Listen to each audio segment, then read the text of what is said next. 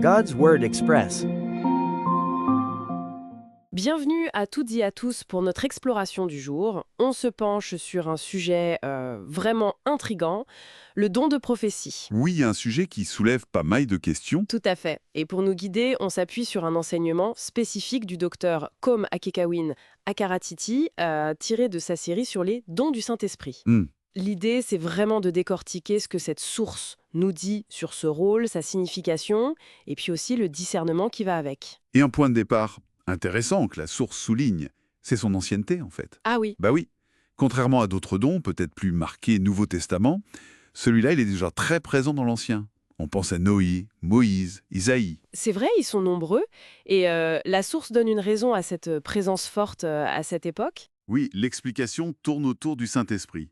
En gros, selon la source, avant la Pentecôte, l'Esprit agissait sur des personnes choisies, pour des missions précises.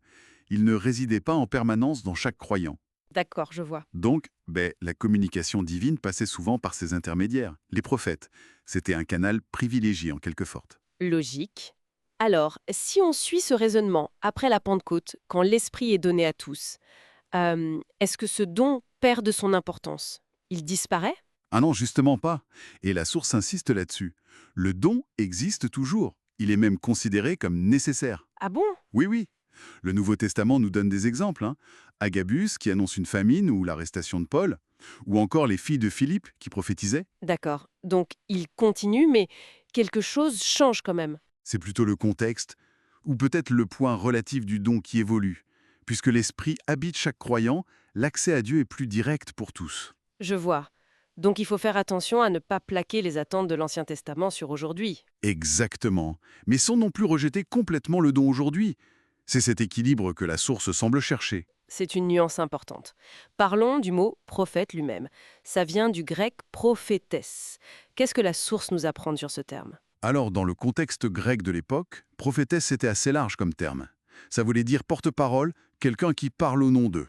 Au nom d'une divinité ou d'une force spirituelle. Voilà. Pas forcément le Dieu unique de la Bible. Ça pouvait être pour divers cultes ou oracles. Donc, la question cruciale était quel esprit parle à travers cette personne? Le mot décrit une fonction, mais pas automatiquement l'origine divine. Intéressant. Le mot seul n'est pas une garantie donc. Est-ce que la source analyse le préfixe propos? Oui, et c'est assez éclairant. Pro peut signifier devant ou en présence d'eux. Devant. Oui, le prophète serait donc celui qui se tient devant Dieu, qui reçoit directement le message dans sa présence. Ça met l'accent sur la relation intime, personnelle avec Dieu. Ah oui, donc ça va plus loin qu'un simple talent pour bien parler. Tout à fait. L'authenticité viendrait d'abord de cette proximité avec Dieu. C'est une application forte de la source. Ce qui veut dire qu'il faut être prudent si quelqu'un se dit prophète, mais que sa vie, son humilité, sa relation visible avec Dieu semblent, disons, questionnables. C'est l'idée, oui. La prophétie, selon cette perspective, ça se reçoit, ça ne se commande pas. Du coup, l'exactitude du message devient aussi un critère. Si ça s'avère faux, Ça remet en cause la source du message. exactement. Et puis, il y a l'autre sens possible de pro, c'est le sens temporel, avant. Ah, pour parler du futur. C'est ça. La capacité de parler d'événements futurs comme Agabus, justement. Mais la source précise bien, c'est une facette du rôle, pas le tout. Faut pas réduire le don à ça. D'accord, cette idée de parler devant Dieu, potentiellement de l'avenir, ça rend la fonction très forte, mais aussi très délicate si elle n'est pas authentique. Absolument. Et ça nous amène tout droit, comme le soulignait la source, au défi majeur du discernement. Mais comment on fait pour savoir? C'est un enjeu depuis toujours, j'imagine. Ah oui, la source le présente comme vital dès l'Église primitive. Elle rappelle que l'Église est fondée sur les apôtres et les prophètes. Donc trouver le juste milieu entre être trop crédule et tout rejeter, c'est fondamental. Et concrètement, la source donne des pistes pour ce discernement.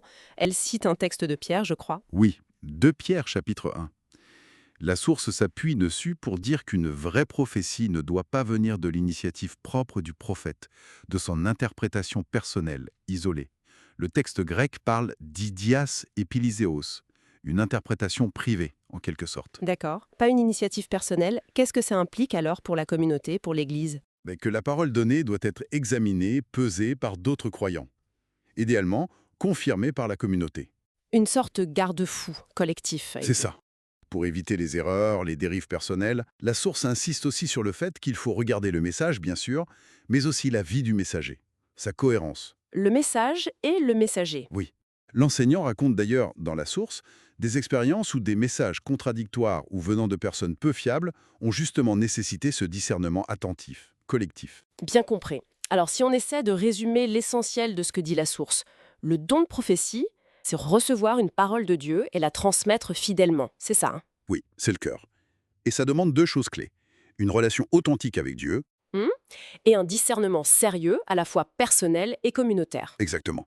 C'est une bonne synthèse. Et ça nous laisse peut-être avec une question pour notre propre réflexion. Mhm.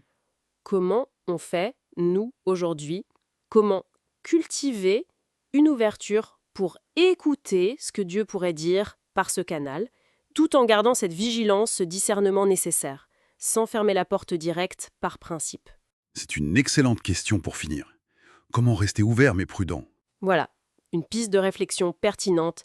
Merci beaucoup pour ces éclairages tirés de la source. Avec plaisir. C'était une discussion intéressante.